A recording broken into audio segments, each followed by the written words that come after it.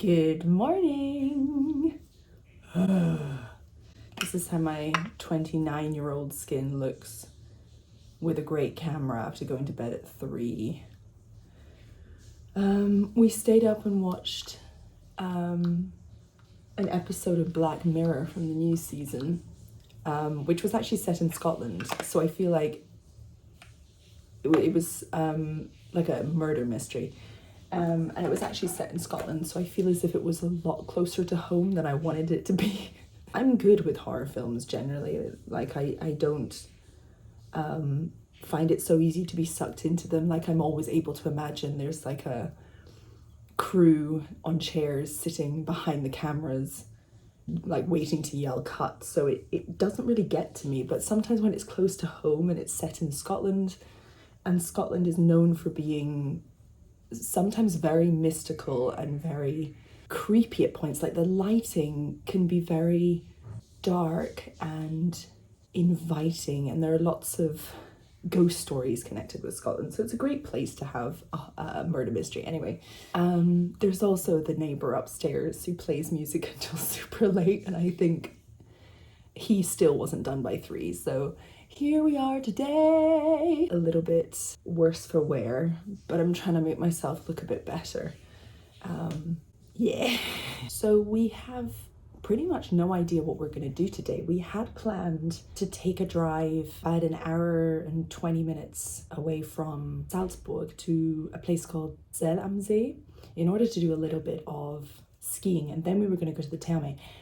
But neither of us have had that much sleep, and I think we've tried to cram too much into too short a time, and we just want to have fun and we just want to chill. So we're gonna have a coffee and then we're gonna plan.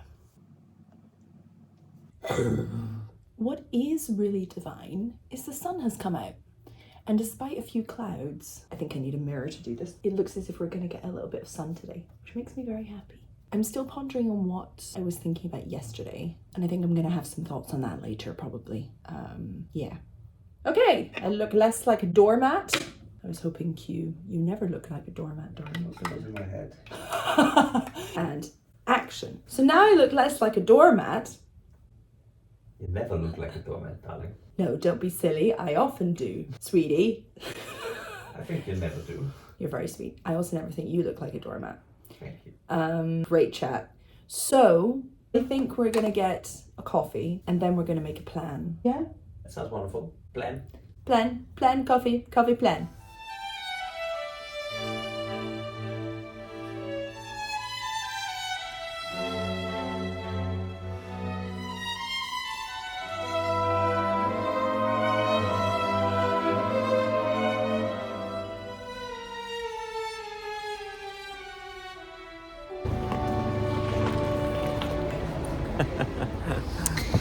I think that morning was exactly what we needed.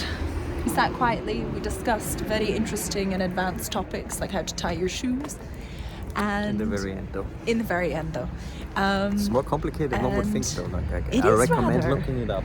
Because it's a very simple thing, and in life normally the very simple things you can get away with doing incorrectly are things you don't think about. So you just end up doing them incorrectly for years and years and years. Yeah, so if your shoelaces keep opening up, revisit how it works. Yeah, absolutely. Happy. We're making our way into the old town of Salzburg to visit, I think, the Dome Museum in Residenzplatz. And then potentially I'd like to go to Mozart's Geburtshaus because I don't think it will take very long. And we're going to eat and maybe go climbing. Yeah. And just have an easy day with the sunshine and the beautiful blue sky. We looked at it yesterday at the Dome Museum and it looked interesting, but we didn't follow through because we had plans. And that was a lot of that word again. That was up for a lot of discussion. To which degrees you make plans and to which degrees you just do things that you enjoy at the moment. And it's a really difficult balance to find, actually. It does a lot. It's hugely difficult. It does. I think what we've perhaps learned, at least I have learned, it can border on the edge of rigidity very, very quickly, and that can really affect the mood in a negative way, because what is so fun so often is being spontaneous and curious and experiencing new things, because a plan always initiates something that you assume you're gonna like. Yeah, it puts a very funny pressure on one sometimes, and I sometimes lose the ability to just be comfortable and curious about something, then enjoy it. I don't know, like there's a lot of different angles about it. Angles. Angles. Angles. It's worth a conversation, I'd say. I'd say so.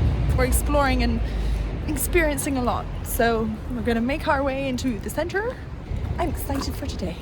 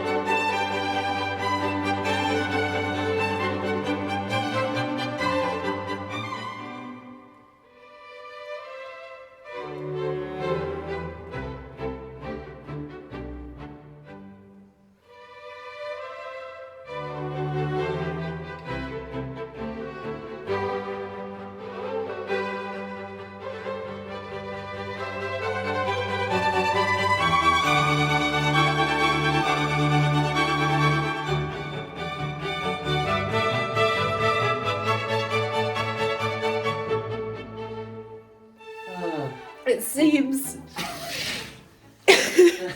It seems that a lack of sleep has caught up with us.